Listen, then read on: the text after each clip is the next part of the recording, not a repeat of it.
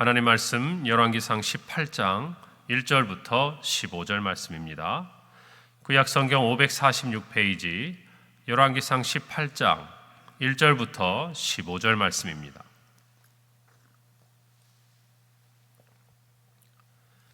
제가 봉독하고 마지막 절 합독하겠습니다. 많은 날이 지나고 제3년에 여호와의 말씀이 엘리야에게 임하여 이르시되 너는 가서 아합에게 보이라. 내가 비를 지면에 내리리라. 엘리야가 아합에게 보이려고 가니 그때에 사마리아의 기근이 심하였더라. 아합이 왕궁 맡은 자 오바댜를 불렀으니 이 오바댜는 여호와를 지극히 경외하는 자라.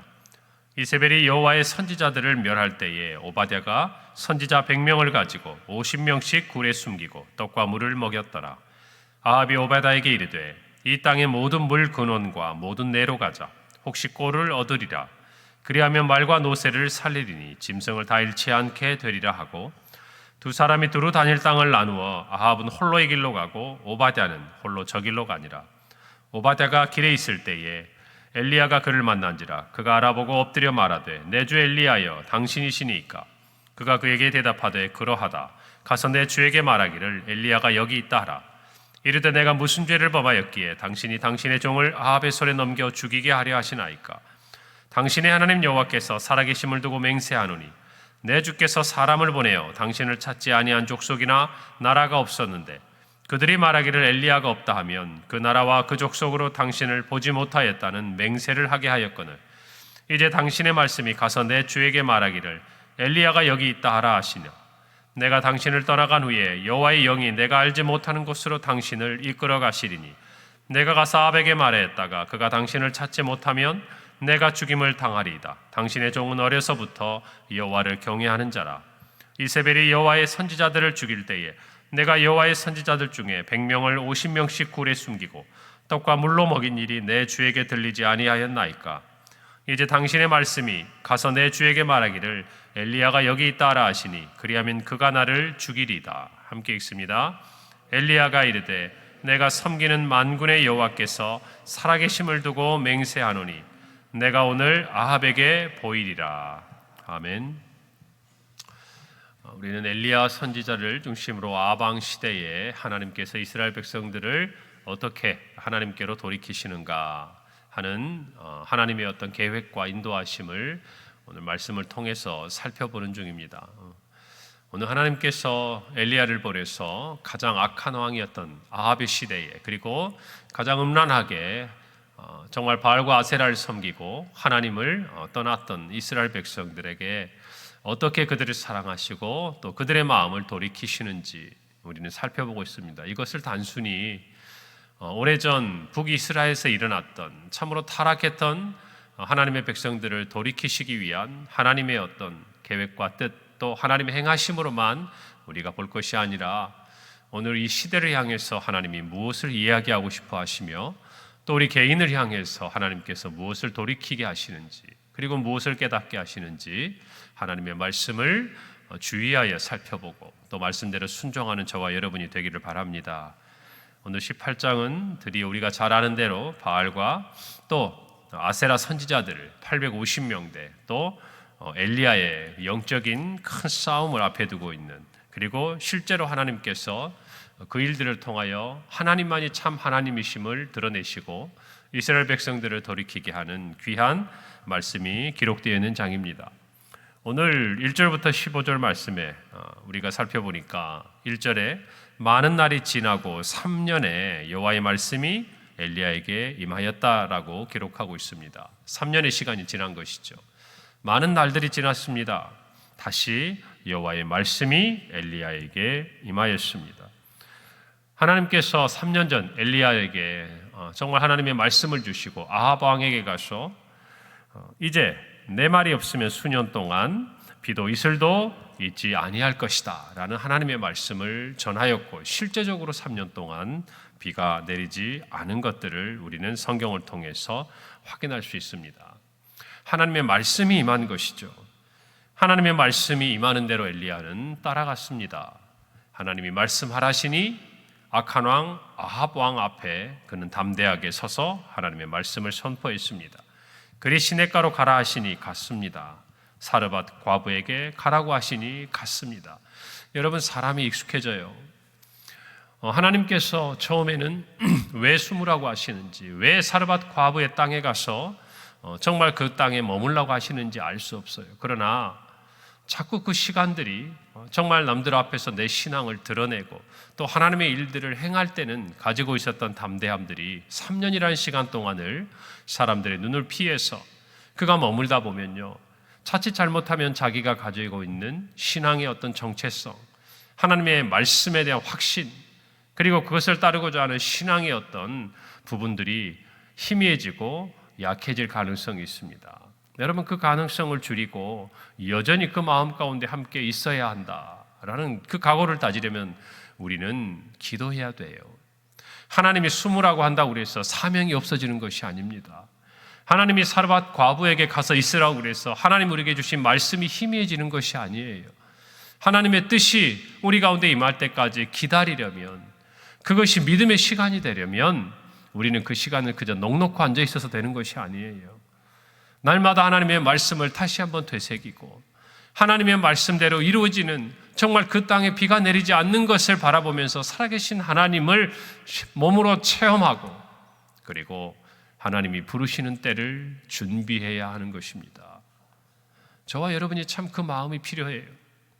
그런데 우리도 어느덧 삶에 젖어들다 보면요, 하나님께서 우리의 삶에 어떤 역경도 주시고 막 담대하게 나아가라 하시면, 여러분 오히려 그때는요, 우리가 믿음을 가지고 순종하고 따라갈 때가 있는데, 그게 아니라 우리의 삶에 쳇바퀴 돌듯이 하나님의 뜻이 무엇인지 잘 모르겠고, 왜 나를 이 땅에 두시는지도 잘 모르겠고, 도대체 하나님이 언제 나를 부르시는지도 잘 모르겠고, 여러분 그러다 보면 하나님 주시는 분명한 말씀도 우리 안에 희미해질 때가 있다는 것이에요. 오늘 저와 여러분이 정말 주님이 주신 그 약속들이 있지 않습니까? 하나님의 자녀라는 그 정체성이 있지 않습니까? 그리스도의 제자로 부르신 그 부르심이 있지 않습니까? 설령 우리의 삶이 지금 하나님의 계획 가운데 그렇게 멋지게 드러나지 않고, 또 하나님의 정말 그 이름을 위해서 우리가 행하고자 하는 그 일이 기다림이라는 시간 속에 머물러 있다 하더라도, 여러분 하나님의 말씀을 붙들기를 바랍니다. 하나님이 숨으라고 하실 때가 있고, 이제 하나님께서 때가 되어 오늘 엘리야처럼 아합에게 가서 보이라고 명령하실 때가 있는 것이에요. 소명은 내 것이 아닌 하나님의 것이에요. 하나님이 가라 하면 가고 서라 하면 서는 것입니다. 이 판단은 하나님이 하시는 거예요.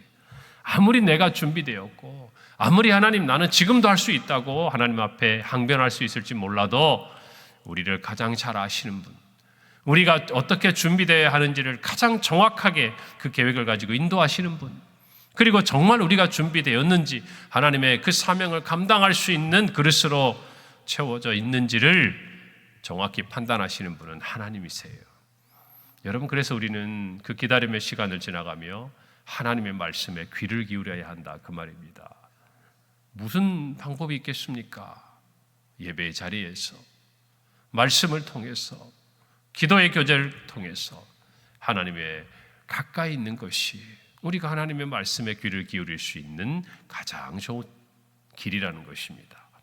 오늘 저와 여러분도 그런 마음을 가지고 하나님께 묻고 싶거든 하나님의 음성의 귀를 기울이시기를 바랍니다. 여러분, 오늘 특별히 2절에 보니까 엘리야가 아합에게 보이려고 갑니다. 그때 사마리아의 기근이 심했다라고 말합니다. 여러분, 3년 동안 비가 안 왔으니까 오늘날과 같이 무슨 관계 수로가 형성이 돼 있어서 가뭄을 대비할 수 있는 저수지가 있거나 그런 게 아니잖아요. 그냥 하늘만 바라보아야 되는 거 아닙니까? 이 시대에는 그랬어요. 특히나 팔레스타인 지방은 그랬습니다. 여러분, 그런데 한번 생각해 보십시오. 어느 날 선지자가 와서 하나님의 말씀이라고 내 말이 없으면 이 땅에 비도 이슬도 내리지 않을 것이다 이야기했습니다. 여러분, 그런데 진짜 3년 동안 비가 안 왔어요. 어떻게 해야 합니까? 어떻게 해야 돼요? 하나님을 생각해야죠. 선지자가 어느 날 갑자기 나와서 누군지도 잘 알 수 없는 그 엘리야라는 한 사람이 하나님의 말씀이라고 들고 나와서 3년 동안 내 말이 없으면 이 땅에 비가 그리고 이슬이 내리지 않을 것이다 이야기했는데 진짜 3년 동안 비가 이슬이 내리지 않았어요.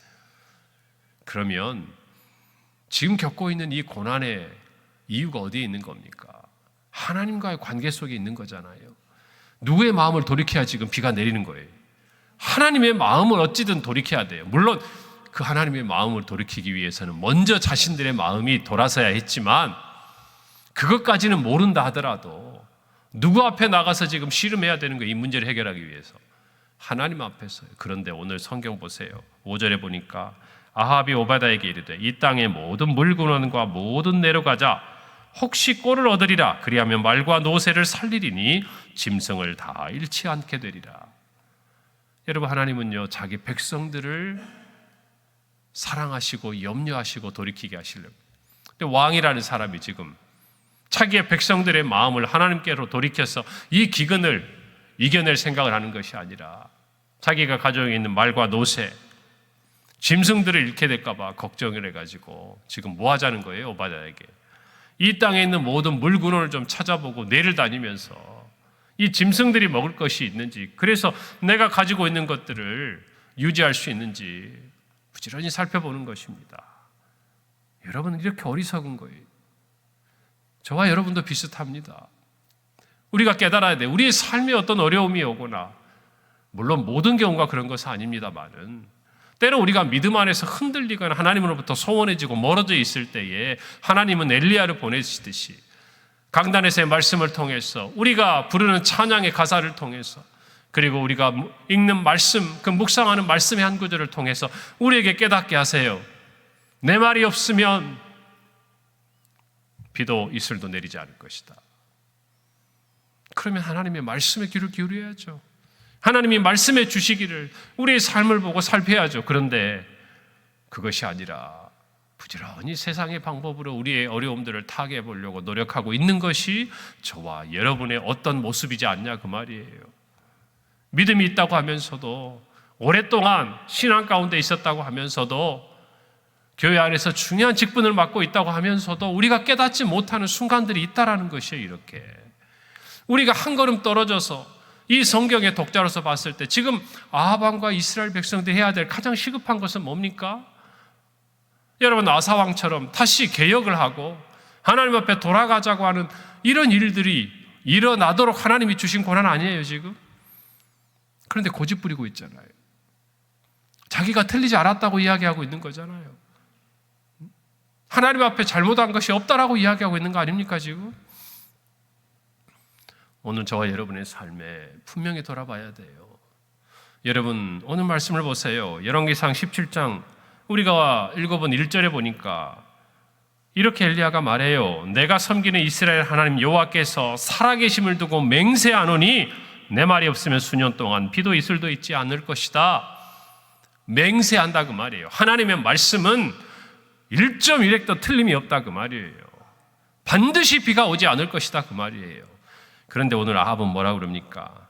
이 땅의 모든 물건과 모든 내려가자. 혹시 꼴을 얻으리라.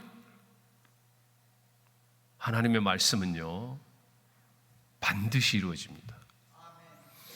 그 반드시 이루어지는 하나님의 말씀을 붙들고 살아야 우리의 인생이 분명해지는 거예요.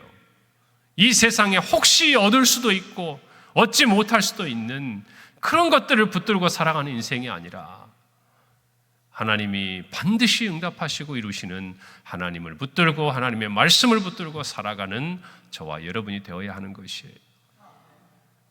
말씀이 아닌 다른 것을 붙드니까 혹시라도 하나님 없어도 살 수 있지 않을까? 혹시라도 하나님은 이번에 나를 그냥 지나쳐 가시지 않을까? 혹시라도 하나님이 그냥 나를 못 보시고 그냥 나를 내버려 두시지 않을까? 여러분, 하나님은 절대 하나님의 자녀를 놓치시지 않아요. 그렇기 때문에 우리를 돌이키게 하시는 겁니다. 할렐루야. 오늘 이 말씀을 마음에 꼭 새기기를 바랍니다. 그리고 만약에 여러분의 삶에 깊은 가뭄이 찾아오거든 하나님 앞에서 다시 한번 하나님의 말씀을 회복하는 은혜가 있기를 바랍니다. 돌이키기를 바랍니다. 하나님과의 깨어진 관계에서 시작한 것이라면 하나님과의 관계를 회복하는 것부터 시작해야 그 고난의 터널을 빠져나올 수 있는 것이에요. 우리가 겪고 있는 모든 고난을 다 하나님과의 관계가 깨어졌다라고 설명할 수는 없죠. 하나님의 뜻대로 살려다가 당하는 고난도 있고, 또 욥처럼 하나님의 뜻을 이루시기 위해 우리 인생 가운데 허락하시는 고난도 있을 수 있습니다. 그러나 그 고난은 반드시 우리에게 영광으로 찾아오리라고 믿어요. 여러분, 그것을 믿는 믿음 안에서 우리가 할 수 있는 거 하자, 그 말이에요. 우리가 할 수 있는 건 뭐예요?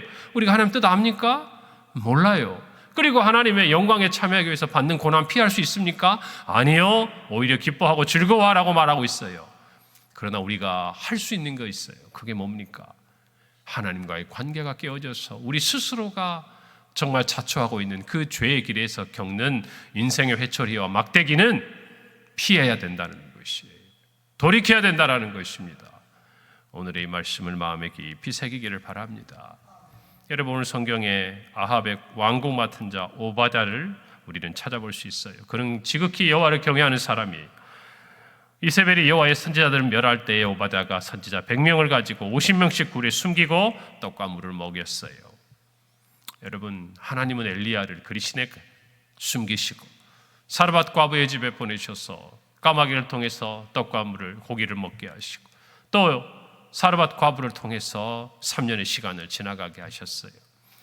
여러분, 하나님은요, 하나님을 배반하고 정말 멀어져 있는 이 이스라엘 백성을 위해서도 오바댜를 숨기시고 오바댜를 하나님이 보호하십니다. 그리고 그 오바댜는 또 하나님의 선지자들을 100명씩 50명씩 나누어서 먹입니다. 여러분, 우리가 볼 때 지금 살고 있는 이 땅에 정말 믿음의 희망이 무지개가 보이지 않는 것처럼 그런 시간을 지나갈 때가 있을지 몰라요. 그러나 여러분, 어딘가에 엘리야가 있어요. 어딘가에 오바댜가 있습니다.